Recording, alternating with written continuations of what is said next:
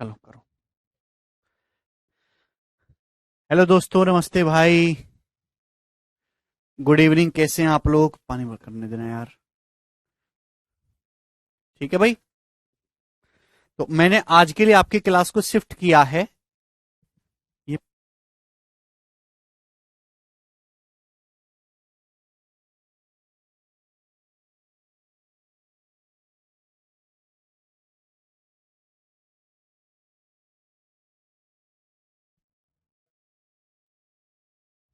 ठीक है। तो मैंने आज आपकी क्लास को, हाँ, 3D चालू करेंगे मेरे दोस्तों, 3D ही चालू करेंगे। ठीक है। मैंने टाइमिंग को थोड़ा सा चेंज किया है क्योंकि कुछ बच्चों को दिक्कत आ रही थी।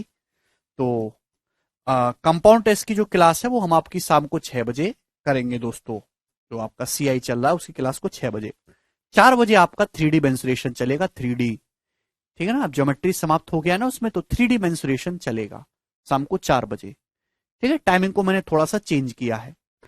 तो जो आपका अर्थमेटिक के दो एक चैप्टर रह गए हैं, time and work of time speed distance और एवरेज, ये 3 चैप्टर आपके रह गए। तो हम इसी टाइम स्लॉट में करेंगे। मतलब आपका अर्थमेटिक अब जो है 40-50 दिन का रह गया है, उसके बाद ये खत्म हो गया। ठीक है भाई। Sir, area and perimeter of basic geometry figure mensuration में आता है? हाँ पूजा। ठीक है भाई। हाँ जी विशाल। ठीक है, टाइमिंग को हमने थोड़ा सा चेंज किया है। शुरू करें मेरे दोस्तों आज की कहानी। तो आपको मैंने दोस्तों सिंपल इंटरेस्ट पूरा पढ़ा दिया। मैंने आपको कंपाउंड इंटरेस्ट भी पूरा पढ़ा दिया।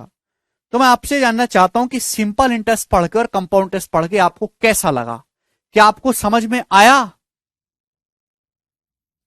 क्या आपको एसआई और सीआई में समझ में आया? हेमा कह रहे नाव और धारा भी तो रह गया। बेटे, नाव धारा टाइम स्पीड एंड डिस्टेंस में ही आता, वो अलग से कोई चैप्टर नहीं है। हद पागल बालक हैं आप।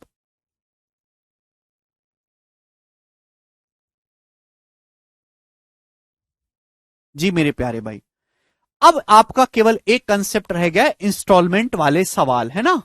इंस्टॉलमेंट वाले क्वेश्चन। टोटल अगर हम देखेंगे तो कंपाउंड टेस्ट और सिंपल इंटरेस्ट की इंस्टॉलमेंट पे मैंने एक ही शीट बनाई है और 22 सवाल हैं। 22 क्वेश्चन है मेरे दोस्तों, कंपाउंड टेस्ट और सिंपल इंटरेस्ट की इंस्टॉलमेंट में।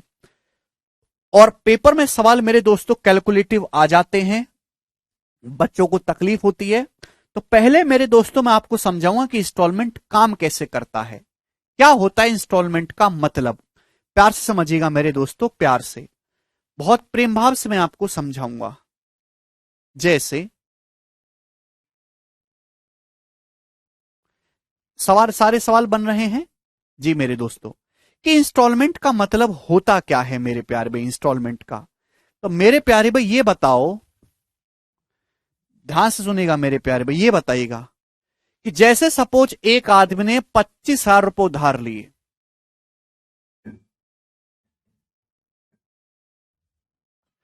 एक आदमी ने मेरे दोस्तों उधार लिए 25,000 रुपए।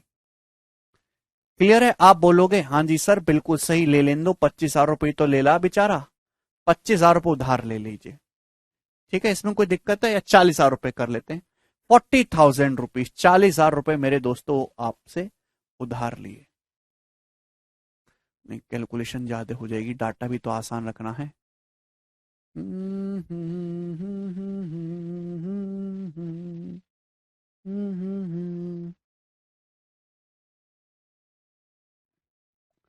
जी, सिंपल ही रखता हूं मेरे दोस्तों। आपने मुझसे जो है 10,000, 20,000 रुपए उधार लिए। कितने रुपए? 20,000 रुपए उधार लिए, 20,000 रुपीज उधार लिए। पहले आप कंसेप्ट समझो, आधे बच्चों को इंस्टॉलमेंट का मतलब ही नहीं पता कि इंस्टॉलमेंट क्या होती है। ठीक है ना? अब मेरी बात को ध्यान सुनेगा। अगर आज मुझसे इंस्टॉलमेंट नहीं समझ पाए आप लोग, तो जिंदगी में आपको कभी दोबारा मौका नहीं मिलेगा कि आपको इंस्टॉलमेंट कोई समझाए और आप इंस्टॉलमेंट कैलकुलेट करना सीख पाओ।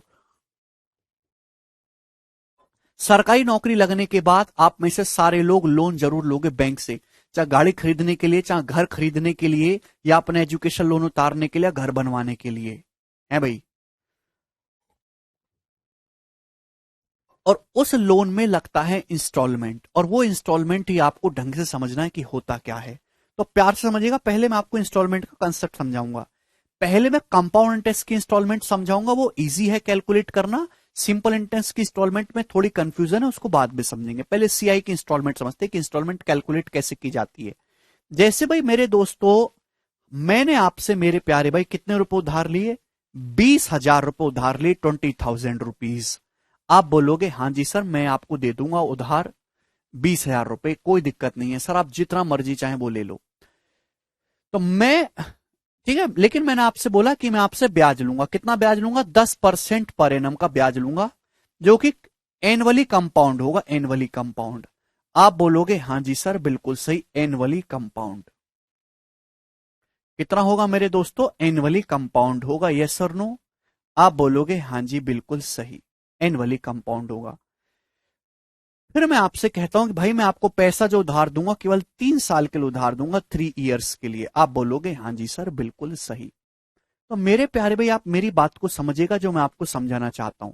मैंने आपको 20,000 रुपए उधार दिए, आपने बोला कि सर बिल्कुल दे दो, 10% का आप मुझसे चक्रवृद्धि ब्याज लेना, 3 साल बाद आपको पैसा लौटा लूंगा। तो सिंपल जिंदगी क्या है, अगर आप मुझे 3 साल बाद पैसा लौटाने आओगे तो आप मुझे बताओ कि आपको अपना कर्जा खत्म करने के लिए कितना पैसा चुकाना पड़ेगा। आपको अपना कर्जा खत्म करने के लिए बच्चों कितना पैसा चुकाना पड़ेगा? जवाब दीजिएगा, करो, ये मुझे बताइएगा। भाई मैंने आपको 20,000 रुपए उधार लिए, ठीक है भाई, आप बोलोगे हाँ जी सर कोई दिक्कत नहीं, लेने दो। ब्याज की दर 10% पर एनम का कंपाउंड इंटरेस्ट है, 3 साल के लिए उधार दिया। अगर आप कर्जा वन टाइम में सेटल करना चाहते हो तो 3 साल बाद आपको अपना कर्जा खत्म करने के लिए मुझे कितना पैसा चुकाना पड़ेगा 3 साल बाद? बताइए बच्चों।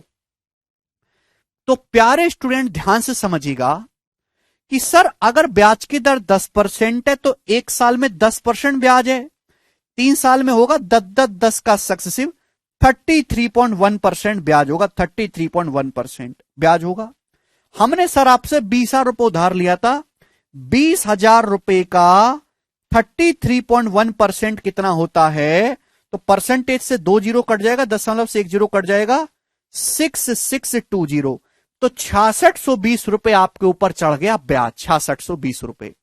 तो 20,000 मैंने आपसे उधार लिया, आपने मुझसे 6620 रुपए आपके ऊपर ब्याज चढ़ गया, तो आपको कितना पैसा चुकाना होगा? 26,620 रुपए आपको कर्जा खत्म करना होगा। 26,620 रुपए देने पड़ेंगे आपको अगर अपना कर्जा उतारना है तो। 26,610 नहीं बेटा, 26,600, 66 आएगा ना, हाँ 26,620 आएगा मेरे दोस्त। क्यों गलती कर रहे हैं भाई? 20,000 तो आपका प्रिंसिपल ही उधार लिया, 6,620 रुपए ब्याज हो जाएगा। तो अगर आपको अपना कर्जा खत्म करना है तो 26,620 रुपए स्टूडेंट्स आपको चुकाने पड़ेंगे। आप बोलोगे हाँ जी सर, हम आपकी बात को अच्छी तरीके से समझ गए, यहां तक तो किसी कोई दिक्कत नहीं। यह है मेरे दोस्तों सिंपल जिंदगी, जो नॉर्मल है, जो मैं आपको बता चुका हूं कि अगर आपने 20,000 रुपए उधार लिया है, हाँ एक ही शीट है, 22 सवाल में खत्म हो जाएगा, बस पेशेंस से पढ़िएगा। किसी भी बच्चे को इंस्टॉलमेंट होता क्या पता ही नहीं होता, बस वो रट लेते हैं और रटी रटाई चीजें दिक्कत करती हैं। 10% का ब्याज की दर है। 3 साल बाद अगर आप कर्जा खत्म करना चाहोगे तो आपको अपना कर्जा खत्म करने के लिए कितना पैसा चुकाना पड़ेगा? तो जो पैसा आप कर्जा खत्म करने के लिए देते हो उसे हम बोलते हैं ड्यू डेप्ट। ड्यू डेप्ट हिंदी में हम लोग इसे कहते हैं बकाया कर्ज। ड्यू डेप्ट हिंदी में हम इसको कहते हैं मेरे दोस्तों 26,620 बकाया कर्ज। आप बोलोगे हाँ जी सर मैं आपकी बात को समझ गया। होता क्या है कि जब भी आप किसी बैंक में जाओगे 20,000 रुपए का ब्याज लेने, 20,000 रुपए उधार लेने, 20,000 रुपए का लोन कर्जा लेने, तो बैंक आपसे पहले बोल देगा भाई साहब 3 साल बाद तुम्हें कर्जा चुकाना है, ब्याज की दर रहेगी 10% पर एनम। तो बैंक आपको 26,620 रुपए का बिल देता है। बैंक आपसे ही नहीं कहता कि आपने 20,000 रुपए कर्ज लिया है, बैंक ये कहता भाई साहब 3 साल बाद ये लो बिल, 26,620 रुपए आपको चुका देना। तो जो कर्जा आपने कर्जा लिया था 20,000 रुपए, लेकिन 3 साल बाद चुकाना कितना है? जो आपके माथे पे कर्जा है 26,620 रुपए, इसको हम बोलते हैं ड्यू डेप्ट। तो आपको फर्क समझ में आया?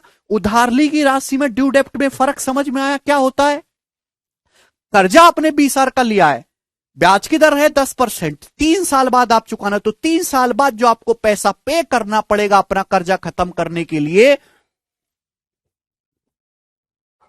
उसको हम ड्यू डेप्ट कहते हैं, बकाया कर्ज। ठीक है, ठीक है भाई, 26,620 रुपए। अब जैसे बैंक वाले ने बोला कि भाई साहब आपको 26,620 रुपए चुकाने होंगे, आपके दिल की धड़कन बढ़ गई, आप रोने लगे। भाई मैं इतना पैसा एक बार में नहीं दे पाऊंगा, मैनेजर साहब एक काम करो, आप ना मुझसे थोड़ा थोड़ा पैसा करके लेते रहना, थोड़ा थोड़ा पैसा अरे बेसिक से ही बता रहा हूं रिंकी, यही तो बेसिक है, और कौन सा बेसिक चाहिए तुमको? एक एग्जाम्पल ले रहा हूं भाई, हद होती है। हाँ ये अमाउंट ही है भाई, अमाउंट ही है, कोई नई चीज नहीं है ये। बिल्कुल कचरा आदमी हो यार, दुष्ट कहीं के। 15 मिनट खराब कर दी तुमने इस बात को समझने में, और सिलेबस इनको पूरा चाहिए 6 महीने में। नहीं है बस कि तुम्हारे, रिक्शा चलाने को नहीं लग रही तुम्हारी नौकरी, कबाड़ हो एक नंबर के, दो राक्षस। पढ़ने लायक ही बालक नहीं है यार, बिल्कुल हद होती है किसी चीज की।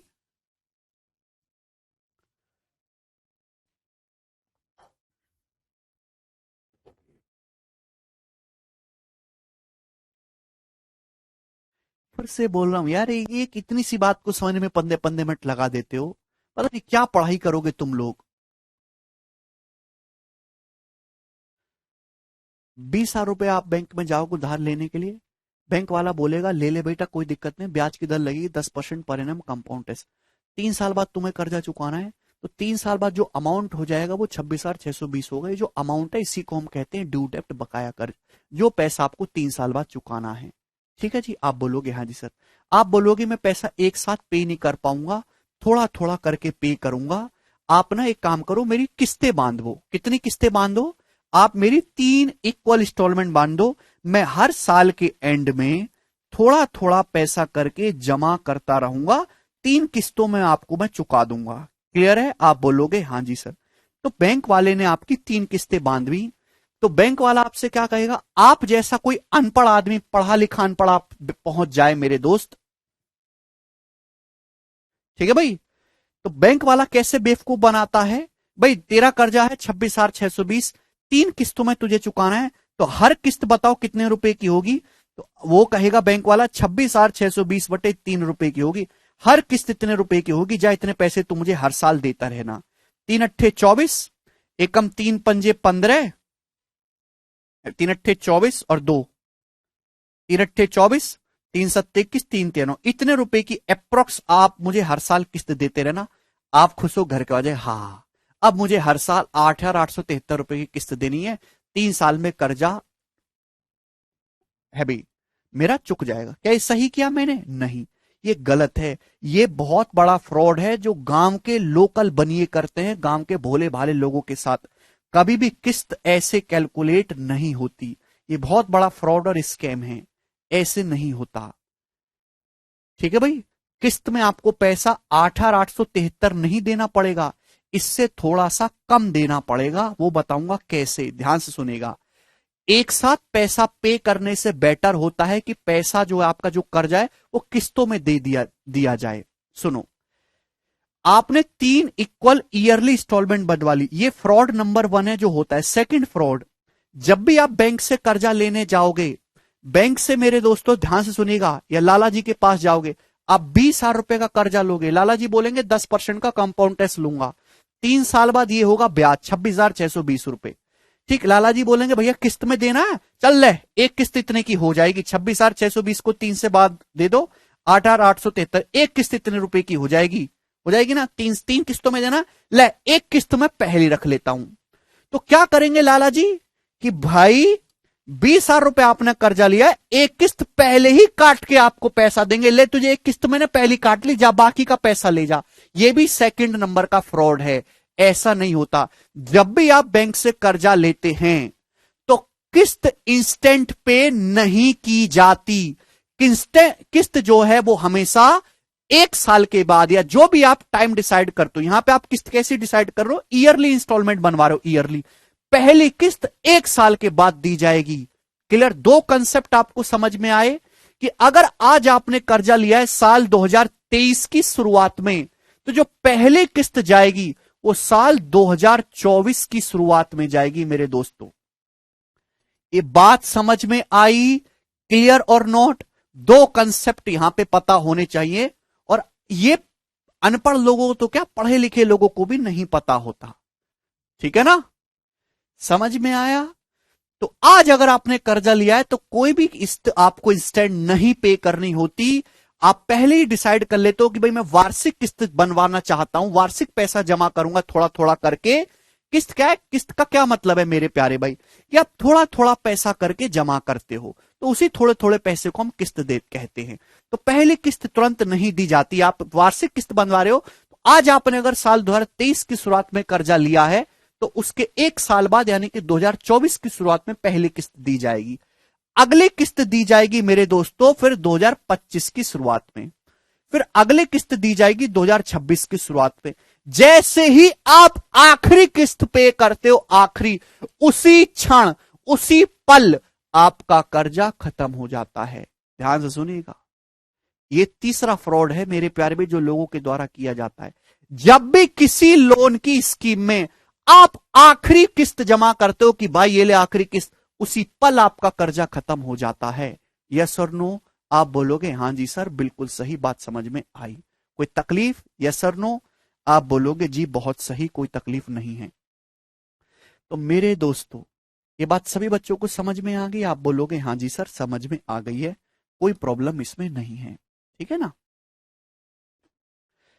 तो आप एक साल के बाद, आज आपने कर्जा लिया, एक साल के बाद थोड़ा पैसा जमा कर दोगे, उसके एक साल के बाद थोड़ा पैसा जमा कर दोगे, और उसके एक साल के बाद तीसरी किस्त जमा करके आप अपना कर्जा खत्म कर लोगे। ये बात सभी बच्चों को समझ में आ गई? आप बोलोगे हाँ जी सर, ये बात हम सभी स्टूडेंट को अच्छी तरीके से समझ में आ गई है ना। अब मेरे प्यारे भी मैं आपको समझाना चाहता हूं कि होगा क्या। प्यार से समझिएगा मेरे दोस्तों, बहुत ही प्रेम भाव से मैं आपको समझाऊंगा। अगर सिंपल कहानी की बात करते तो सिंपल कहानी ये होती कि 20,000 रुपए आपने मुझे उधार लिया है, तो 3 साल बाद 26,620 चुका देना। ये आपका सिंपल जिंदगी है। मेंटोस जिंदगी की आप हर साल के एंड में थोड़ा थोड़ा पैसा करके जमा करोगे। वो कितना पैसा जमा आपको करना चाहिए? आपको कितना पैसा जमा करना चाहिए कि आपका कर्जा खत्म हो जाए, यानी कि ईच इंस्टॉलमेंट की वैल्यू क्या होगी, ईच इंस्टॉलमेंट की वैल्यू क्या होगी, वो मैं आपसे पूछ रहा हूं। देखो ब्याज की दर कितनी है? 10%। 10% ब्याज की दर है। 10% का मतलब है 1/10। आप बोलोगे हाँ जी सर 1/10। अगर ब्याज की दर 1/10 है तो एक साल का मल्टीप्लाइंग फैक्टर क्या होगा? एक साल का 10 से 11। 2 साल का मल्टीप्लाइंग फैक्टर क्या होगा? 2 साल का मल्टीप्लाइंग फैक्टर होगा 10 स्क्वायर रेशियो 11 स्क्वायर 100 रेशियो 121। 3 साल का मल्टीप्लाइंग फैक्टर क्या होगा? 1000 रेशियो 11 का क्यूब 1331। 3 साल का मल्टीप्लाइंग फैक्टर ये होगा। मल्टीप्लाइंग फैक्टर का क्या मतलब है? मल्टीप्लाइंग फैक्टर का मतलब ये कि अगर आज मैंने 10 रुपए उधार लिए 10 रुपए, तो एक साल बाद 11 चुकाने होंगे 11। ये मतलब है? आप बोलोगे हाँ जी सर, अगर आज मैंने 10 रुपए उधार लिए तो एक साल बाद 11 चुकाने होंगे। अगर आज मैंने, मेरे प्यारे भी ध्यान सुनेगा, 100 रुपए उधार लिए 100 रुपए, तो 2 साल बाद 121 मुझे चुकाने होंगे कर्जा अगर खत्म करना है। अगर आज मैंने मेरे प्यारे भाई 1000 रुपए उधार लिए 1000, तो 3 साल बाद मुझे 1331 चुकाने होंगे अगर मुझे अपना कर्जा खत्म करना है। 1331 चुकाने होंगे अगर अपना कर्जे को खत्म करना है। आप बोलोगे हां जी सर बिल्कुल सही है आपने बात कही, बहुत अच्छी बात आपने हमको समझाई। अगर आज मुझे 1000 रुपए कर्जा लिया है तो 3 साल बाद 1331 चुकाना होगा क्योंकि ब्याज की दर 10% है। एक साल बाद 11 चुकाना होगा, 121 चुकाना होगा, 1331। ये इंस्टॉलमेंट तो अलग अलग हो रही है, अलग अलग हो रही है ना। अभी आपको इंस्टॉलमेंट बनवानी है, इक्वल इक्वल इंस्टॉलमेंट करनी है। अगर आज आपने 10 का कर्जा लिया तो एक साल बाद 11 चुकाना होगा। 100 का कर्जा लिया है 2 साल बाद 121 चुकाना होगा। 1000 का कर्जा लिया 3 साल बाद 1331 चुकाना होगा। ये किस्तें 11, 121 और 1331 की अलग अलग हो रही, इनको बराबर कर लो। तो 11, 121 और 1331 को बराबर करने के लिए 1331 बनाना होगा। 1331 बनाने के लिए मेरे प्यारे भाई यहां 121 से गुणा होगी 121 से। आप बोलोगे हाँ जी सर 121 से मेरे प्यारे भाई अगर मैं गुणा करूंगा 121 से, ये 10 रेशियो 11 का रेशियो है, अगर 121 से गुणा करूंगा तो मैं ये कह सकता हूं मेरे प्यारे भाई कि अगर आज आपने 1210 का कर्जा लिया है, 1210 का, तो एक साल बाद आपको कर्जा खत्म करने के लिए 1331 चुकाना पड़ेगा। अगर आज आपने 1210, चुपचाप सुनते रहो, बिल्कुल सुनते रहो, ठीक है ना, एंड में बोलना कि सर ये दिक्कत है। अगर आज आपने 1210 का कर्जा लिया है तो खत्म करने के लिए 1331 चुकाना होगा एक साल के बाद। 121 को भी 1331 बनाने के लिए 11 से मल्टीप्लाई करनी होगी, 11 से 11 से मल्टीप्लाई करनी होगी, 11 से मल्टीप्लाई करूंगा तो हो जाएगा 1100। अगर आज आपने 1100 का कर्जा लिया है तो 2 साल बाद इसको क्लियर करने के लिए आपको 1331 रुपए चुकाना होगा, 1331 रुपए। तो मैंने ईच इंस्टॉलमेंट की वैल्यू को इक्वल बना लिया मेरे दोस्तों। अगर आज आपने 1000 रुपए उधार लिया है तो 3 साल बाद आपको कर्जा खत्म करने के लिए 1331 चुकाना होगा। बात समझ में आई? आप बोलोगे जी सर, तो मैंने ईच इंस्टॉलमेंट की वैल्यू को 1331 सेम बना लिया। ये क्या है मेरे प्यारे भाई? ईच इंस्टॉलमेंट की वैल्यू ये 1 साल बाद दी है, ये मैंने 2 साल बाद दी है, ये मैंने 3 साल बाद दी है। पहली जो इंस्टॉलमेंट 1331 है वो 1210 रुपए के कर्जे को खत्म करेगी। जो दूसरी इंस्टॉलमेंट 2 साल बाद दी है वो 1100 रुपए के कर्जे को खत्म करेगी। तीसरी इंस्टॉलमेंट जो 3 साल बाद दी है 1331, वो 1000 रुपए के कर्जे को खत्म करेगी। तो ईच इंस्टॉलमेंट की जो वैल्यू है मेरे दोस्तों, ईच इक्वल इंस्टॉलमेंट की जो वैल्यू है वो 1331 यूनिट है मेरे प्यारे भाई। आपने 1331 की एक्चुअल में 3 इंस्टॉलमेंट दी है मेरे प्यारे भाई, 3 इंस्टॉलमेंट 1331 की। आपने मेरे दोस्तों कर्जा जो लिया था मेरे प्यारे भाई, कितना लिया था, प्लस इन तीनों का सम। कितना कर्जा आपने क्लियर किया है? 1210, 1100 और 1000 ऐड करूंगा 10 आएगा। अभी 2 और 1 3, 1113, 3310। 3310 का आपने कर्जा क्लियर किया है।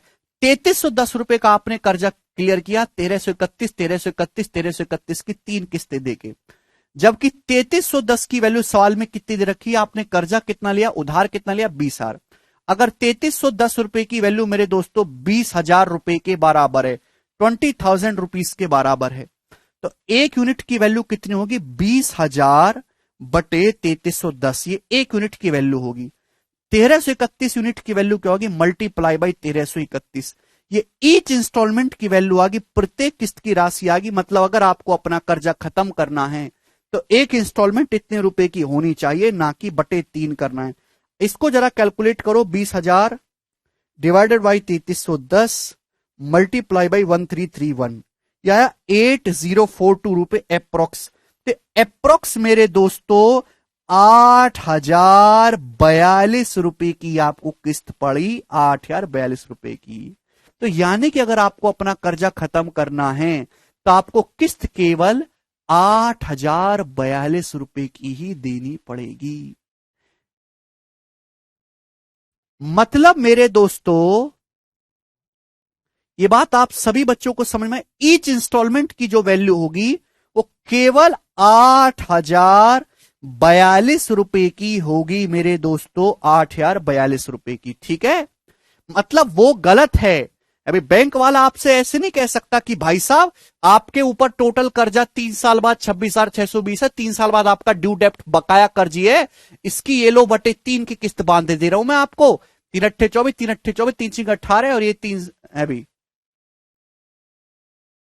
3 सत्ते 21, ये लो, ये आपकी किस्त बन गई। ये किस्त नहीं होगी, ऐसे नहीं होता भैया। आपकी किस्त केवल 8,042 रुपए की होगी। फायदा क्या? टाइम से पहले पैसे देने का फायदा क्या हुआ? जब आपको कुछ सहूलियत ना हो। मतलब ईच इंस्टॉलमेंट केवल आप अगर 8,042 हर साल के एंड में जमा करोगे मेरे प्यारे भाई, तो आपका ये जो कर्जा है उतर जाएगा 20,000 रुपए। आप बोलोगे हां जी सर बिल्कुल सही, कोई दिक्कत नहीं है। यानी कि आपने 8,042 की 3 किस्तें दी, तो आपने बैंक वाले को टोटल कितना पैसा पे किया? आपने मेरे दोस्तों 3 दूनी 6, 3 चौक 12, 3 अट्ठे 24, आपने 24,126 रुपए ही बैंक को पे किया। ये पैसा आपने बैंक में जमा किया या पे किया मेरे दोस्तों, 24,126। क्लियर है? आप बोलोगे हां जी सर बिल्कुल सही, कोई दिक्कत नहीं। अगर आप एक साथ इकट्ठा पैसा जमा करते तो आपको 3 साल बाद 26,620 रुपए देना पड़ता। चुपचाप सुनते रहो मेरे प्यारे भाई। आपने थोड़ा थोड़ा पैसा करके जमा किया, हर साल 8,42 रुपए की किस्त जमा की, तो 24,126 रुपए मेरे दोस्तों आपने पे किया।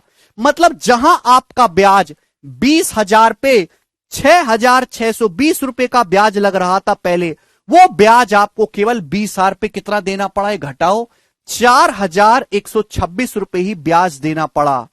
क्लियर है ना? 20,000 रुपए का आपको कितना पे करना पड़ा, 24,126 रुपए पे करना पड़ा।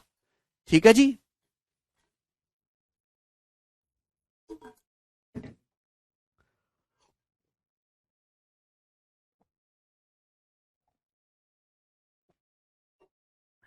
हाँ, रिकॉल करूंगा, चिंता मत करो मेरे प्यारे भाई। सर 3310 कैसे आया बेटा? मैंने इन तीनों को जोड़ा, इन तीनों को मैंने ऐड किया, ऐड करने पर 3310 आया है। ये ना जो आपने किस्त बंधवाई है ना, वो इक्वल इंस्टॉलमेंट बंधवाई है, इक्वल वार्षिक किस्त ना इक्वल है। देखो शब्द लगा इक्वल, इसलिए मैंने यहां पे ईच किस्त को इक्वल बनाया। ध्यान सुनियो, अगर ब्याज की दर 10% है तो एक साल का मल्टीप्लाइंग फैक्टर होगा 10 से 11, 2 साल का मल्टीप्लाइंग फैक्टर होगा बच्चों 100 से 121, 3 साल का मल्टीप्लाइंग फैक्टर होगा 1,000 से 1,331, 3 साल का मल्टीप्लाइंग फैक्टर होगा बच्चों 3 साल का। यानी कि मेरे दोस्तों ये कहानी है 1 साल की, ये कहानी है 2 साल की, और ये कहानी है स्टूडेंट 3 साल की। बोलो, अगर आज आपने मेरे दोस्तों 10 रुपए का कर्जा लिया है तो 1 साल बाद 11 रुपए चुकाना होगा। अगर आज आपने 100 का कर्जा लिया है तो 1 साल बाद 121 चुकाना होगा। आज आपने 1,000 का कर्जा लिया है तो 3 साल बाद 1,331 चुकाना होगा। ये है, जबकि आप ये किस्त बंद गई बेसिकली, है ना भाई, 1 साल बाद 11 रुपए दे दो बैंक में, 121 दे दो, 1,331 दे दो, कर्जा उतरता रहेगा आपका। लेकिन आप चाहते हो बराबर किस्तें हों, तो एक 11, 121 और 1,331 को बराबर करने के लिए यहां मैंने 11 से गुणा कर दी, यहां मैंने 121 से गुणा कर दी। तो मैंने हर किस्त को, ईच इंस्टॉलमेंट को 1,331 रुपए की बना लिया कि भाई 1 साल बाद भी 1,331 दूंगा, 2 साल बाद भी 1,331 दूंगा, 3 साल बाद भी 1,331 दूंगा। तो मेरा कर्जा कितना क्लियर होगा, कितना मैं कर्जा उतार लूंगा। तो जब मैं 11 से ये गुणा करता हूं तो 1 साल बाद जो मैंने 1,331 पे किया है ये 1,210 के कर्जे को खत्म करेगा। 2 साल बाद जो मैंने 1,331 दिया है वो 1,100 के कर्जे को खत्म करेगा। आज आज जो आपने 1,000 रुपए उधार लिया है वो 3 साल बाद उसको चुकाने के लिए 1,331 देना पड़ेगा। यानी कि जो 1,331 रुपए जो आपने बैंक वाले को 3 साल बाद दिया है, वो आपने 3 साल पहले 1,000 रुपए का कर्जा लिया होगा उसको खत्म करेगा। 1 साल बाद जो आपने 1,331 रुपए पे किया है, 1 साल पहले आपने 1,210 का कर्जा लिया होगा उसको किया होगा मेरे दोस्तों। ठीक है ना? 1,000, तो तीनों को जब मैं ऐड करूंगा तो 3,310 रुपए का आपने टोटल कर्जा लिया, जबकि आपने टोटल कर्जा तो 20,000 रुपए का लिया था। इन तीनों को ऐड करो, आपने टोटल कर्जा दिस प्लस दिस ये क्लियर किया, 3,310 ऐड करने पर आया, जबकि टोटल कर्जा तो आपने 20,000 रुपए का लिया है। तो एक यूनिट की वैल्यू 3,310 से भाग करेंगे, ईच इंस्टॉलमेंट की वैल्यू 1,331 रुपए, यहां पे कैलकुलेट करने पर आया 8,042। वैसे आपको पे करना पड़ रहा था 3 साल बाद इतना, लेकिन जब आप 3 इंस्टॉलमेंट देते हो 8,042 की, तो आपको केवल इतना पैसा ही पे करना पड़ा। यानी कि ब्याज पहले 6,620 लग रहा था, लेकिन इंस्टॉलमेंट में जमा करने की वजह से यह ब्याज लगा। अब आपके मन में डाउट आ रहा होगा, इस हिसाब से तो बैंक डूब जाएगी, बैंक को तो घाटा हो गया। एक्चुअली इंस्टॉलमेंट का कंसेप्ट क्या है मेरे दोस्तों? पैसा जो है ना, पैसा जो है वो बहुत बुरी चीज है। पैसे की कीमत, पैसे की कीमत इस बात से डिसाइड होती है कि पैसा किसके पास है। पैसे की कीमत इस बात से डिसाइड होती है। बैंक कभी भी पैसा अपनी जेब में नहीं रखता, बैंक पैसा रखता है मार्केट में। बात समझिए, मार्केट में बैंक पैसा डालता है और उधार पे पैसा देता है और वहां से ब्याज कमाता है। ये बैंक का बिजनेस मॉडल है। यही कहानी इंस्टॉलमेंट में काम करती है। देखो, अगर मेरे प्यारे भाई दोनों ही केसेस में बैंक को बराबर फायदा है, सुनो, दोनों ही केसेस में बैंक को कोई नुकसान नहीं है, फायदा केवल ग्राहक को है। ध्यान सुनिएगा, ना बैंक को कोई फायदा नुकसान है, ना ग्राहक को कोई फायदा नुकसान है। कैसे? अब आप मेरे दोस्तों समझिएगा मेरे प्यारे भाई। सिंपल कहानी यह है कि आप 20,000 रुपए उधार लो, ब्याज की दर 10% है, 3 साल बाद बैंक में जाके 26,620 रुपए जमा कर दो, क्योंकि 3 साल में 33.1% ब्याज रहेगा। तो ये पैसा 3 साल के लिए किसके पास रहा? ग्राहक के पास रहा। 3 साल बाद ग्राहक ने जमा किया, तो 3 साल तक पैसा ग्राहक के पास रहा मेरे दोस्तों। 3 साल तक बैंक के पास कोई पैसा नहीं रहा, वो ग्राहक के पास रहा। इसलिए ग्राहक से मेरे दोस्तों बैंक ने 6,620 रुपए का ब्याज ले लिया। लेकिन जब ग्राहक टाइम से पहले ही पैसा दे गया, भाई साहब 1 साल बाद ही पैसा दे गया, 8,42, कर्जा कितने साल में खत्म करना है? 3 साल में। ग्राहक कर्जा लेके गया 20,000 का, 1 साल बाद ही पहुंच गया, लो बाबूजी, लो बाबूजी 1 साल बाद ही आ गया, मैं 8,42 रुपए की पहली किस्त ले लो। तो इस पैसे को बैंक अपने पॉकेट में रखेगा, इस पैसे को बैंक दूसरे ग्राहक को उधार दे देगा, ले भाई 8,42 तू उधार ले ले। तो ये जो पैसा बैंक के पास 3 साल बाद आना था, 3 साल बाद, वो पैसा बैंक के पास 1 साल बाद ही आ गया, और इस पैसे को बैंक दूसरे ग्राहक को देके वहां से ब्याज कमा लेगा। बैंक के ब्याज में कोई फर्क नहीं आया। आप बोलोगे हां जी सर बिल्कुल, हाँ मेंसुरेशन 2D खत्म हो गया विवेक, कोई फर्क आया क्या? ये है बिजनेस मॉडल, पीछे की कहानी, प्रॉपर कंसेप्ट है, जिंदगी की कहानी समझा रहा हूं। अर्जिता ब्याज की दर 10% है, 10 का सक्सेस 33.1% होता है। इसके 1 साल के बाद फिर से पहुंच गया मेरे दोस्तों 8,042 रुपए लेके। बैंक को एक्चुअली में पैसा 3 साल बाद मिलना था, 2 साल के एंड में ही मिल गया। जब 2 साल के एंड में ही पैसा मिल गया, तो बैंक के पास तो 1 साल पैसे ही पहले ही ना पहुंच गया पैसा, तो उस पैसे को बैंक दूसरे ग्राहक को उधार दे देगा और उससे ब्याज कमा लेगा। तो बैंक अपने ब्याज की पूर्ति कर लेगा, बैंक अपने ब्याज की पूर्ति कर ही लेगा। आप बोलोगे हां जी सर बिल्कुल सही। आप ये मत सोचो कि सर बैंक को तो घाटा हो गया, अभी 1 साल एक इकट्ठा पैसा लेता तो 26,620 मिलता, टुकड़ों में ले रहा है तो बैंक को केवल 24,126 ही मिला है, बैंक को तो घाटा हो गया।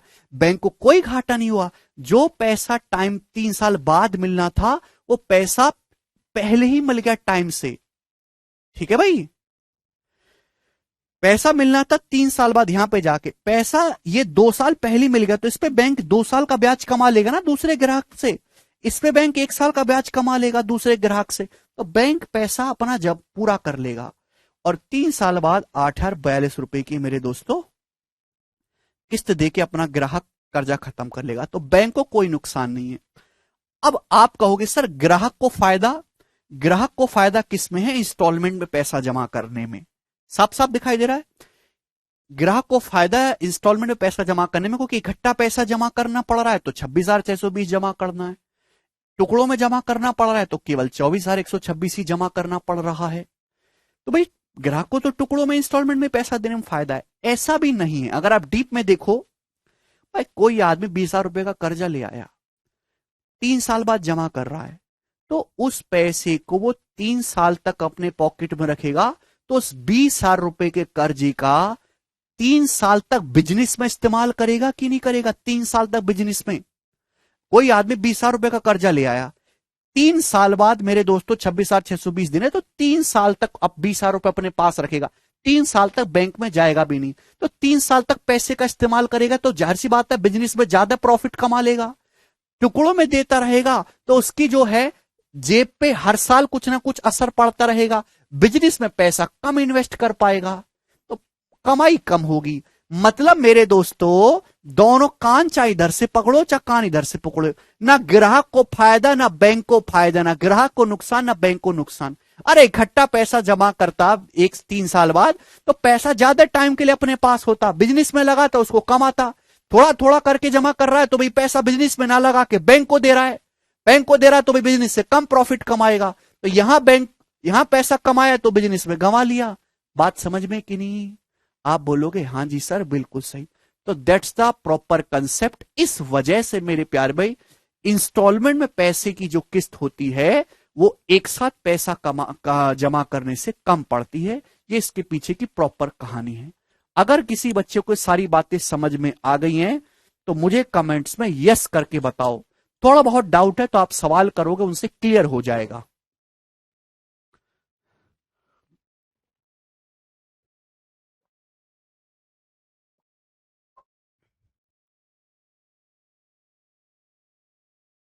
शाश्वत का बहुत अच्छा डाउट है, हमें ब्याज कम क्यों देना पड़ रहा है, प्रैक्टिकली समझा दो सर। मैथमेटिक्स में तो समझ गया, वेरी गुड शाश्वत। शाश्वत ने बहुत अच्छा डाउट पूछा है, बिल्कुल शाश्वत तुम्हारा डाउट क्लियर करेंगे। ये डाउट है बेटा, ऐसा डाउट होता है? देखो, अगर आप किसी आदमी से पैसा उधार लेते हो तो आदमी आपसे ब्याज वसूलता है, बैंक आपसे ब्याज वसूलता है, ठीक है ना। आप बोलोगे हाँ जी सर। अगर आप कर्जा, आप बैंक में टाइम से पहले ही पैसा जमा करने लगो, टाइम से पहले ही, तो आपका भी हक बनता है कि आप भी बैंक से ब्याज वसूलो, आप भी बैंक से ब्याज वसूलो। आप अगर 3 साल बाद पैसा जमा करते तो 26,620 रुपए जमा करते, लेकिन आप 1 साल बाद ही 8,42 रुपए लेके पहुंच गए, तो आप बैंक से करोगे भाई देख, पैसा मुझे 3 साल बाद देना था, 1 साल बाद ही ले आया तेरे पास, ये 8,042 रुपए तेरे पास में 2 साल पहले ले आया, तो इस 8,042 पे 2 साल का जो ब्याज बनता है ना, इस 8,042 रुपए पे जो 2 साल का ब्याज बनता है, वो मुझसे मत ले, वो किसी दूसरे ग्राहक से ले ले। ये 8,042 रुपए तेरे को दे दिए ना मैंने, इस पे जो ब्याज बनता है ना 2 साल का, वो मुझसे मत ले, वो दूसरे ग्राहक को उधार देके उससे ले ले। तो इस वजह से आपको मेरे प्यारे भाई कम ब्याज देना पड़ा, क्योंकि आप टाइम से पहले ही पैसा जमा कर रहे हो। अब 2 साल बाद पहुंच गए 8,042 रुपए लेके, पैसा आपको 3 साल बाद जमा करना था, आप 1 साल पहले पहुंच गए 8,042 लेके, तो आप कहोगे बेटा देख, पैसा तो 3 साल में देना था, 1 साल पहले दे रहा हूं ना तेरे को 8,042। हाँ जी हाँ, एक काम कर, इस पे जो 1 साल का ब्याज लगना वो मुझसे मत ले, वो दूसरे ग्राहक से ले ले, उसको उधार देके मुझसे, मुझको कम ब्याज दे। यही होता है कहानी। प्रैक्टिकल भी समझा है, मैथमेटिकल भी समझा है मैंने आपको, ठीक है ना। और कहीं भी आप पढ़ लीजिएगा पूरे भारत में, केवल आपको ये रटा दिया जाएगा कि ये ऐसे कर लेना, ऐसे कर लेना, इसको इक्वल बना देना, ये इंस्टॉलमेंट हो जाएगी, आपका उत्तर आ जाएगा। ये पीछे की कहानी कोई नहीं बताता मैथमेटिकली और प्रैक्टिकली कि किस होती क्या है, क्योंकि ये केवल गणित की बात नहीं है, जीवन की भी बात है, लाइफ की। कोई बैंकिंग का आदमी तो आपको समझाएगा नहीं अभी, कोई बैंकिंग का आदमी तो आपको समझाएगा नहीं नुकसान है। और जो सीए वगैरह जो हैं, उनकी ये सब चीजें समझाने के, जो शेयर मार्केट वगैरह जो होते हैं, जो सीए वगैरह उनके जो कोर्सेज होते हैं, जैसे विवेक बिंद्रा सर टाइप के 1-1 लाख रुपए के कोर्स होते हैं इन सब चीजों को समझाने के लिए, वो कोर्स आप ज्वाइन करोगे नहीं तो आप जिंदगी में कभी सीखोगे नहीं, ठीक है ना। इसलिए मैंने आपको समझाया कि अब आपका कोई बेवकूफ नहीं बना सकता। अगर आप अपने कार पे जाके लोन लोगे तो आप खुद ही हिसाब लगा लोगे कितने की इंस्टॉलमेंट बनेगी भाई, कोई पागल नहीं बनाएगा, ठीक है भाई।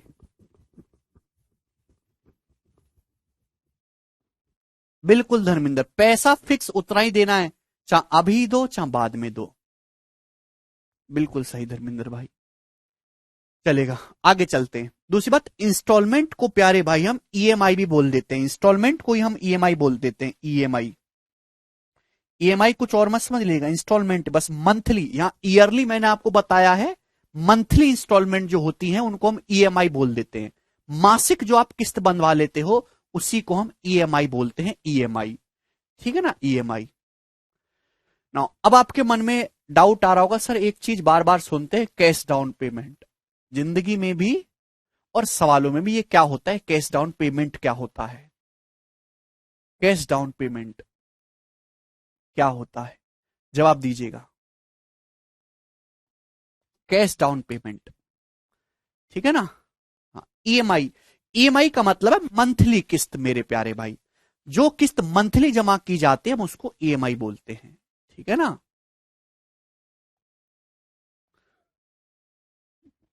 कैश डाउन पेमेंट, अब कैश डाउन पेमेंट का मतलब क्या है मैं आपको समझाता हूं। सपोज आप मार्केट में, जब आपकी नौकरी लग जाएगी, सरकारी नौकरी लग जाएगी, तो ज्यादातर बच्चों को बाइक का शौक होता है, वो कौन सी चलिए, बुलेट, बुलेट खरीद के लाते हैं वो बाइक, बाइक वो खरीदने जाते हैं बुलेट, बुलेट के शोरूम पे बाइक है 1,60,000 रुपए की, 1,60,000 की। शोरूम में चले गए, बाइक लगी हुई है, 1,60,000 की है। सेल्समैन के पास गए, बोला हमें बाइक लेनी है। वो बोलेगा 1,60,000 के भाई साहब। तो आप बोले इतना पैसा तो नहीं है मेरे पास। तो मेरे प्यारे भाई, हर प्रोडक्ट की, हर सामान की एक कैश डाउन पेमेंट होती है। अगर आपको बाइक चाहिए, ऐसा नहीं कि आपके पास 1,60,000 होगा तो ही आप बाइक खरीद सकते हो। हर प्रोडक्ट का हर कंपनी एक प्राइस निकालती है कि अगर वो कंपनी डिसाइड करती, आप डिसाइड नहीं करते कि भाई 1,60,000 में से 50,000 तो तुम कैश जमा करो, 50,000 तो तुम इंस्टेंट जमा करो, कैश में या कार्ड से कोई फर्क नहीं पड़ता। 50,000 अगर किसी आदमी के पास हैं, वो इंस्टेंट हमारी कंपनी में जमा करे, और बाकी का मेरे दोस्तों जो बचा 1,10,000, इसका हम जो है लोन करवा देंगे, इस पे हम आपको ब्याज दिलवा देंगे। तो मेरे दोस्तों, किसी प्रोडक्ट को खरीदने के लिए मिनिमम आपको जितना पैसा जमा करना पड़ता है, मिनिमम, उसे ही मेरे प्यारे भाई हम क्या कहते हैं, कैश डाउन पेमेंट कहते हैं। जो मैंने आपको एक एग्जांपल से समझाया। तुरंत कुछ पैसा जमा करके चीज अपने घर ले आना, और बाकी बचे पैसे की किस्त बंधवा लेना। ये किस्त आप अपने हिसाब से डिसाइड करो, मंथली बंधवानी है कि 6 महीने में बंधवानी है कि एनुअली बंधवानी है, कि या लेके भाग जाना है इस पैसे को, वो आप पे डिपेंड करता है। समझ में आया प्यारे भाई? क्लियर? यस और नो? ये प्रैक्टिकल लाइफ है आप लोगों के साथ। अगले 2 साल में ये सब कुछ होने वाला है जो मैं आपको बताया हूं अभी इस 40 मिनट के लेक्चर में। 2,75,000 की है क्या? अरे बाप रे बाप।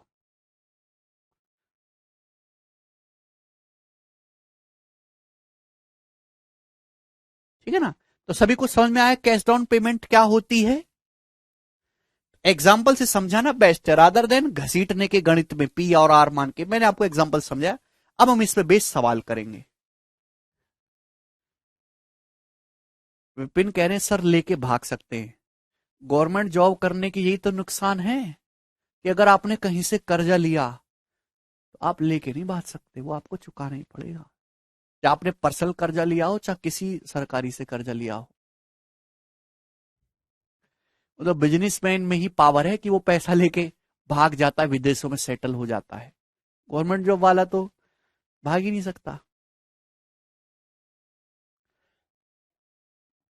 इसलिए गवर्नमेंट जॉब वाले को सैलरी के बेसिस पे लोन जल्दी मिल जाता है प्राइवेट की तुलना में। ठीक है ना? लोन लेने में कोई बुराई नहीं है, हर आदमी लोन लेके ही काम करता है। अडानी जी पे देखो कितना लोन है, थर्ड रिचेस्ट बने कि नहीं बने? ऐसे ही एवरी आदमी पे लोन है, बिना लोन के आदमी तरक्की कर ही नहीं सकता, है ना? छोटे और जो मिडिल क्लास और गरीब लोग होते हैं, उनको लोन लेने से बड़ा डर लगता है, वो लोन लेते नहीं और कुछ जीवन में आगे बढ़ नहीं पाते। लोन इज कंपलसरी जीवन में आगे बढ़ने के लिए। अब हम इस पे सवाल करेंगे। सवाल नंबर 1 जल्दी से करो मेरे दोस्तों, क्या आंसर है इस सवाल का? बताइएगा, बताइए बच्चों।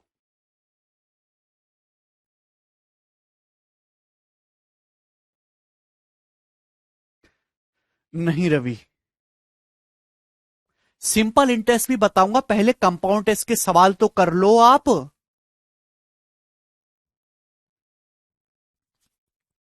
जी, एक मोबाइल फोन अवेलेबल है, a mobile phone is available for 7,980,860 by cash payment और by paying cash of 60,000 as down payment at the remaining amount in 3 equal annual instalment. If shopkeeper charges interest at the rate of 10% per annum compounded annually, then the amount of each instalment. बहुत ही अच्छा प्यारा सवाल है मेरे प्यारे भाई।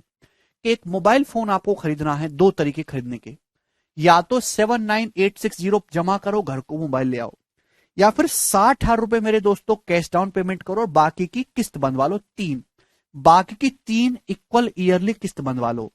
तो 7,980 में से 60,000 घटाओगे तो आपने कितने की राशि किस्त बनवाई है? 19,860। 19,860 की मेरे दोस्तों आपने किस्त बनवाई है। 3 इक्वल आपने इंस्टॉलमेंट करी है ईयरली, 3 इक्वल ईयरली इंस्टॉलमेंट करी है। ब्याज की दर 10% है, 1/10। ब्याज की दर 1/10 है, तो मल्टीप्लाइंग फैक्टर 11/10 होगा। प्रत्येक किस्त की राशि क्या होगी, ये आपको बताना है। तो आप जानते हैं कि 1 साल का मल्टीप्लाइंग फैक्टर 10 से 11 है, 2 साल का 100 से 121 है भाई, और मेरे प्यारे भाई 3 साल का 10³ से 11³ 1000 से 1331। ईच इंस्टॉलमेंट की वैल्यू आपको सेम करना है, तो यहाँ 11 से गुणा कर देते हैं 1100, यहाँ 121 से गुणा कर देते हैं मेरे दोस्तों 1210, ये होगा। देखो ईच इंस्टॉलमेंट की वैल्यू मेरे दोस्तों सेम है, ये भी 1331, ये भी 1331, ये भी 1331, ठीक है ना। तो मेरे दोस्तों आपने 19860 का, आपने जो कर्जा लिया वो 19860 के लिए आपने कर्जा लिया कितना है, this plus this plus this, 1210, 1100 और 1000, इन तीनों को जोड़ूंगा तो टोटल कर्जा कितना आएगा, 3310। 3310 रुपए का आपने टोटल कर्जा लिया है, जिसकी वैल्यू सवाल में 19860 दी है। बताओ कितने गुना है, 6 टाइम्स। पूरा पूरा देख सकते 6 गुना है।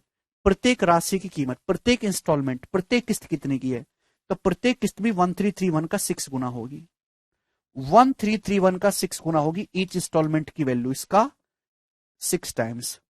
तो जो भी आंसर आएगा उसका यूनिट रेट 6 होगा, जो कि ऑप्शन नंबर यहां पर ए करेक्ट है। बात समझ,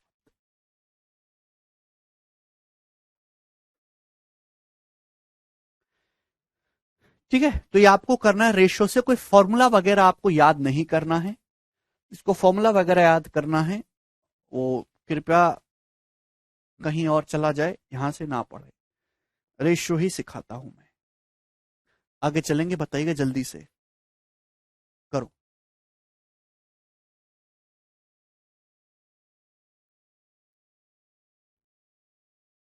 ओके, आप हर साल अलग, आकाश टाइम पीरियड अलग अलग है ना, 1 साल बाद किस्त, 2 साल बाद किस्त, 3 साल बाद किस्त। एक आदमी ने a man purchases a motor bike for a certain price and promise to pay the price in 2 equal instalment of ₹13,230 at the rate of 5% per annum compounded annually, find the cost price of motor bike. बहुत अच्छा सवाल है। एक आदमी motorcycle खरीदना चाहता है, motorcycle की उसने 2 किस्त जमा करेगा 13,230 रुपए की, 2 इक्वल एनुअल इंस्टॉलमेंट में वो जमा करेगा, ब्याज की दर 5% है।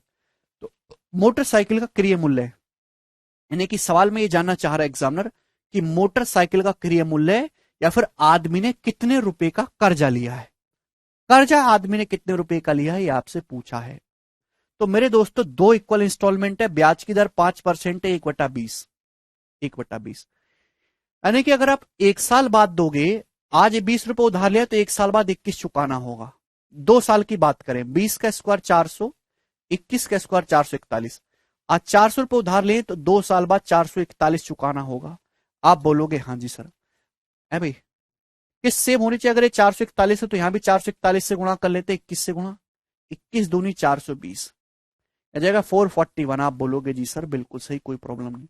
तो ईच इंस्टॉलमेंट की वैल्यू 441 है, 441 की ही वैल्यू साल में 13,230 रुपए दे रखी है, कितने गुना, 30 गुना, 30 टाइम्स से आप बोलोगे हाँ जी सर बिल्कुल सही। तो मोटरसाइकिल का आपसे क्रिय मूल्य, यानी आपने कितना कर्जा लिया था ये पूछा है। तो आपने जो कर्जा लिया था मेरे प्यारे में 420 प्लस 400, 820 का आपने कर्जा लिया है, ठीक है ना, 820, 820 वैल्यू की वैल्यू भी 30 गुना होगी, 24,000 प्लस 600, 24,600 रुपए, 24600 रुपीज का आपने मेरे प्यारे भाई कर्जा लिया, यही मोटरसाइकिल का कॉस्ट प्राइस होगा, ये आंसर है।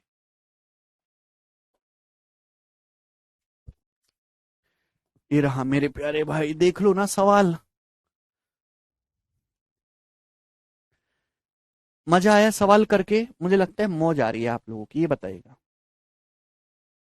एक और सवाल है ऐसा ही, बस डाटा चेंज है, मुझे करके बता दो, मैं बिल्कुल नहीं बताऊंगा तुमको, बिल्कुल नहीं बताऊंगा, बस वहां 2 किस्त थी या 3 किस्त हैं, मुझे करके बता दो जल्दी से क्या आंसर है इस सवाल का।20 स्क्वायर रेशियो 21 स्क्वायर, अर्जिता तुम्हें कुछ नहीं पता बेटा, यू डोंट नो एनीथिंग।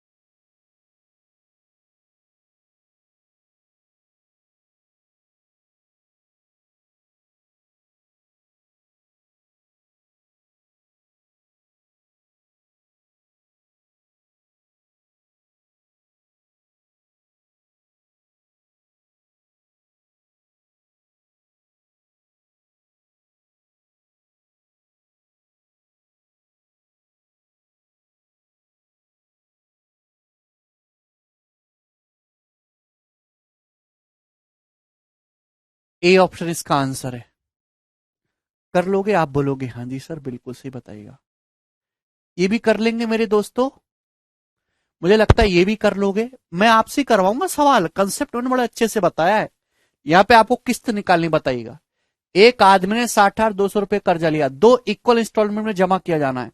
ब्याज की दर सालाना 15% है ना, जो कि सालाना जमा करने प्रत्येक किस्त का मूल्य बताओ, ईच किस्त की वैल्यू बताइए जल्दी से। पूछो हेमेंद्र, जल्दी से इस सवाल का आंसर भी बताइए। मैं यहां बैठा हुआ हूं, मुझे दर्द हो रहा है सिर में। जल्दी से। सेम क्वेश्चन मैंने करवा दिया आपको। यहाँ पे कर्जा दिया है, रेट ऑफ इंटरेस्ट दिया है, 2 किस्तें, ईच किस्त की वैल्यू क्या होगी? फटाफट मुझे जवाब दे दो। हालांकि 23 का मल्टीपल आएगा, 15%, 3/20, 20 से 30, 23 का मल्टीपल, ये ऑप्शन तो हो नहीं सकता। जल्दी से करिएगा। मुझे आप लोगों से आंसर चाहिए।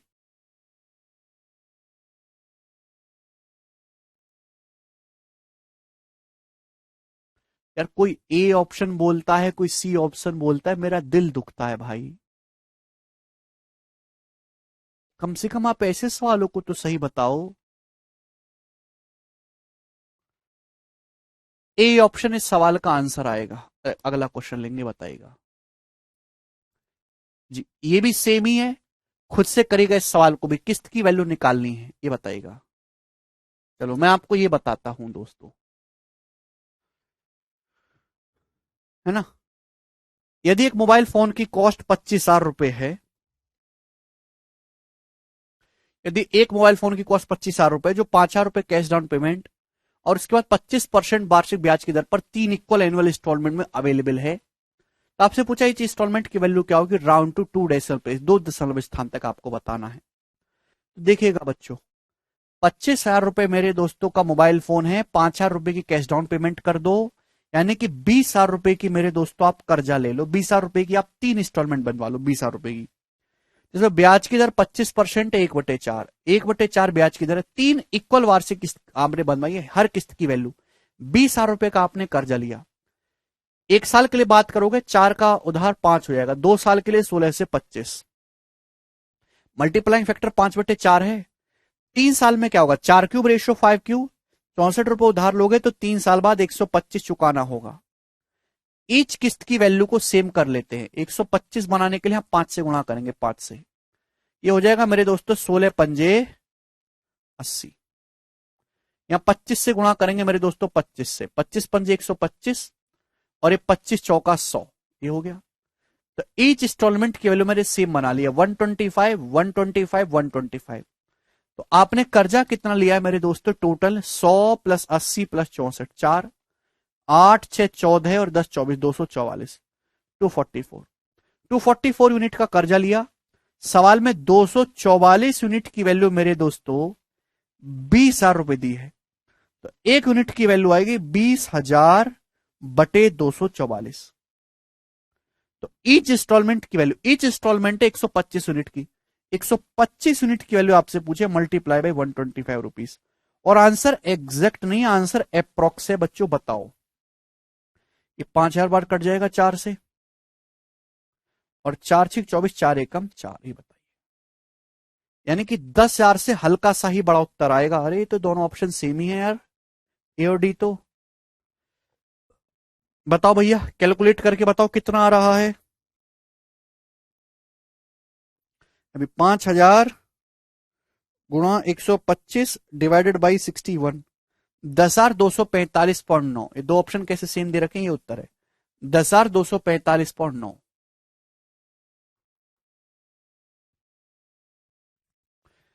समझ गए? देखो मैं आपको कैलकुलेशन को आसान करने का तरीका भी बताता हूं कैसे। ये अगर मुझे कैलकुलेशन करनी हो, 5,000 गुणा 125/61, तो आप ना 125 को भाग लगाओ 61 से, भाग करना आसान है। 61 दूनी 222, अभी 2 × 2 = 2, 61 दूनी 122 है ना, 2 × 2 = 2, 6 × 12 बचेगा 2 सही 3/61, है ना। 125 को जब इससे बात करेंगे 2 बार जाएगा, 5,000 की 2 में गुणा कर लो मेरे दोस्तों 10,000, और 5,000 तिया मेरे दोस्तों 15,000, 15,000 को 61 से भाग देना है मेरे दोस्त। तो ये आपके लिए इजी कैलकुलेशन रहेगी रादर देन पूरा डिवाइड करने के। तो अगर मेरे दोस्तों 60 होता तो ये जाता 250 बार 60, लेकिन ये 61 है मेरे दोस्तों, ठीक है ना। तो 250 से हल्का सा कम आएगा, लगभग 240 के नजदीक, यही ऑप्शन करेक्ट हो जाएगा। ऐसे कैलकुलेशन करना। अगला सवाल ही बनाइएगा जी मेरे दोस्तों, बताइएगा। सवाल नंबर 7 तो इजी है, इसको आप खुद से करेंगे, मैं कैलकुलेटिव वाला बताऊंगा, हाँ जी वाला। अब देखो, दो दो टाइप के सवाल कर दिए। एक सवाल में आपसे पूछा किस्त, एक सवाल में आपसे पूछा कर्जा, एक सवाल में आपसे क्या पूछा, उधार ली गई राशि, ठीक है ना। दो टाइप के सवाल होगा। तीसरा टाइप है जिसमें आपसे पूछा जाता है कि बताओ कितना ब्याज भुगतान किया गया ब्याज। जैसे सुरेखा ने कुछ पैसा बोरो किया, उसको रिटर्न किया 2 इक्वल एनुअल इंस्टॉलमेंट में, 2 समान वार्षिक किस्तों में, 5-5-4-7 ईच। रेट ऑफ इंटरेस्ट जो 7.5% पर एनम का है, जो कि क्वार्टरली कंपाउंड हो रहा है। टोटल इंटरेस्ट पेड, कितना इंटरेस्ट पे किया ये बताइएगा मेरे प्यारे। अगर आप ध्यान से सुनेंगे मेरे दोस्तों, 7.5% की फ्रैक्शन वैल्यू 3/40, यही है। आप बोलोगे हाँ जी सर। इंस्टॉलमेंट 5547 की है, 2 इक्वल इंस्टॉलमेंट है मेरे प्यारे भाई, ब्याज की दर 3/40 है। तो आपसे पूछा कितना इंटरेस्ट पेड किया गया। 3/40 अगर ब्याज की दर है, 40 का कर्जा लिया तो 1 साल बाद 43 देना होगा।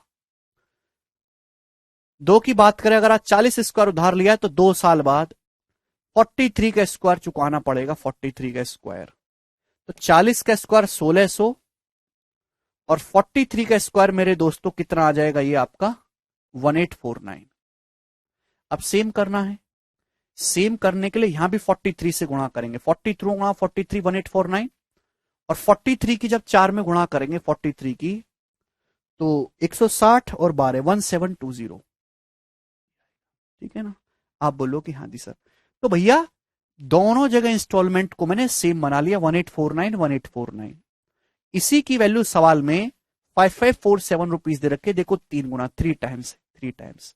तो आपसे पूछा कुल लिया गया ब्याज क्या है, कुल लिया गया ब्याज। तो आप सुनो ध्यान से, 1720 का 1849 हो गया, तो ब्याज कितना है मेरे दोस्तों, यहां पे 129 आपका ब्याज है। 1600 का 1849 चुकाना पड़ा, 249 मेरे दोस्तों आपका ब्याज है। तो टोटल ब्याज क्या होगा इन दोनों का सम, 130 और मेरे दोस्तों 250, 380 से 2 कम आएगा 378। 378 यूनिट आपका टोटल ब्याज हो गया मेरे प्यारे भाई। ये टोटल ब्याज मेरे दोस्तों आपने पे किया है, और डिफरेंस ही तो निकालना था। ऐसा नहीं कि इन दोनों को जोड़ो फिर इन दोनों को जोड़ो फिर डिफरेंस निकालो, इतना टाइम नहीं है। 1720 का 1849 दिया तो ब्याज कितना 129। 1600 का 2 साल बाद 1849 दिया, ब्याज कितना 249। 129 प्लस 249 378 आ गया। 378 की वैल्यू भी 3 गुना आएगी मेरे दोस्तों, यानी कि 1140 से 6 कम आएगा। 1134 रुपए सवाल का आंसर था, बी ऑप्शन 1134 रुपीज। मेंस का सवाल है बच्चों, ये मेंस का।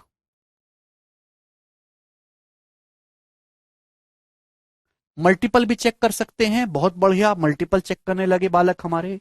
ये बताइएगा इस सवाल का क्या आंसर है, करो। 9th नंबर सवाल, और शायद ये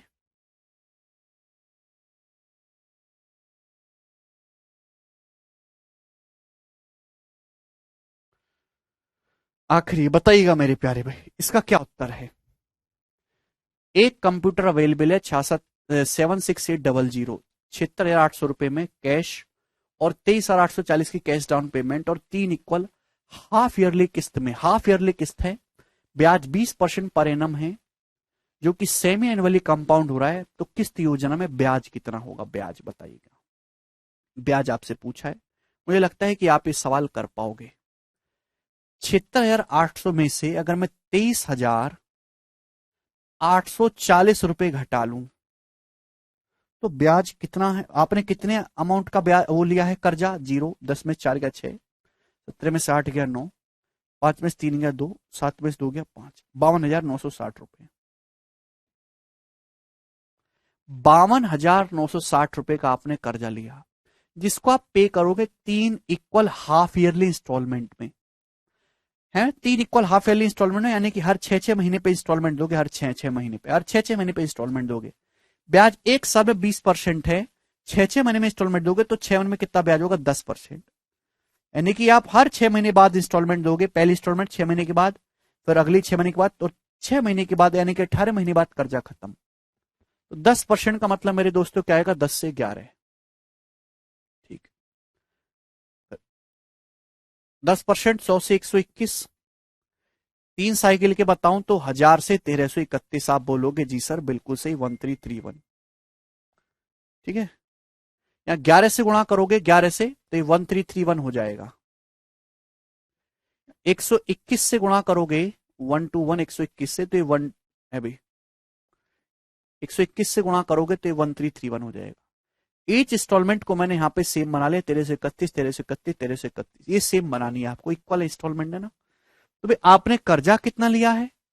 आपने कर्जा लिया है मेरे दोस्तों ये, इस सबको ऐड करूंगा अभी, 1210 110 और 1000। तो आपने टोटल कर्जा जो लिया है ये लिया है 3310, 3310 का, क्योंकि आपने कर्जा लिया है 52,960 का। तो सेमी एनुअली के सवाल से भी डरना नहीं है, क्वार्टरली तो क्वार्टरली रेट कर देंगे, घबराना बिल्कुल नहीं। 3310 की वैल्यू इधर रखिए, कितने गुना? एक बार जाएगा, फिर पक्का 6 बार जाएगा, 16 गुना है, 16 टाइम्स। तो ब्याज कितना है मेरे दोस्तों? ये देखो ब्याज कितना मिला आपको, ब्याज कितना देना पड़ा, ये देखेंगे 1210 से 1331 कितना ब्याज है? 121। कितना ब्याज है मेरे दोस्तों? 231। यहां कितना ब्याज है? 331। ये ब्याज है। आप बोलोगे हाँ जी सर बिल्कुल सही, ये तो काफी ज्यादा ब्याज मार ले रहे हैं भाई, ठीक है ना। तो टोटल कितना ब्याज आपने पे किया इन तीनों का सम? ब्याज क्या भाई? 1210 का 1331 चुका, 121 ब्याज है, तीनों को जोड़ेंगे 3, 3 3 6 2 8, 3 2 5 1 6, 683 आपका ब्याज हो गया। 683 ब्याज है, इसकी वैल्यू भी 16 गुना होगी, 16 टाइम्स। तो यूनिट तो 8 ही आएगा। डिजिटल सम यहां पे इस्तेमाल कर सकते हैं, डिजिटल सम, या फिर 16 की 600 में गुणा करो 9600, 16 की 600 में गुणा करेंगे 9600, 16 की 80 में गुणा करेंगे, 16 की 80 में 1280, 16 की 3 में गुणा करेंगे 48। ऐड करना है तो 8 8 4 12 2, यानी कि एंड में 2 आएगा, ये उत्तर है 10,928। खत्म।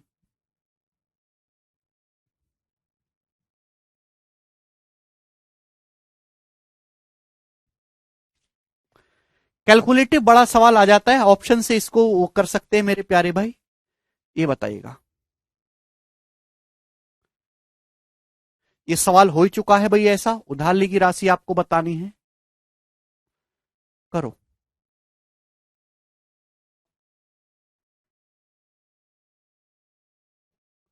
जी, सवाल नंबर है 11, ये करिए 11 नंबर क्वेश्चन। एक आदमी ने कुछ पैसा उधार लिया बैंक से और उसने प्रॉमिस किया कि मैं 2 इक्वल एनुअल इंस्टॉलमेंट पैसा चुका दूंगा 12.5% के compound annually rate of interest से।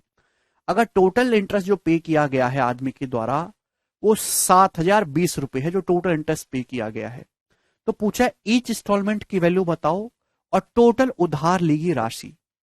ब्याज की दर अगर 12.5% है, देट मीन 1/8।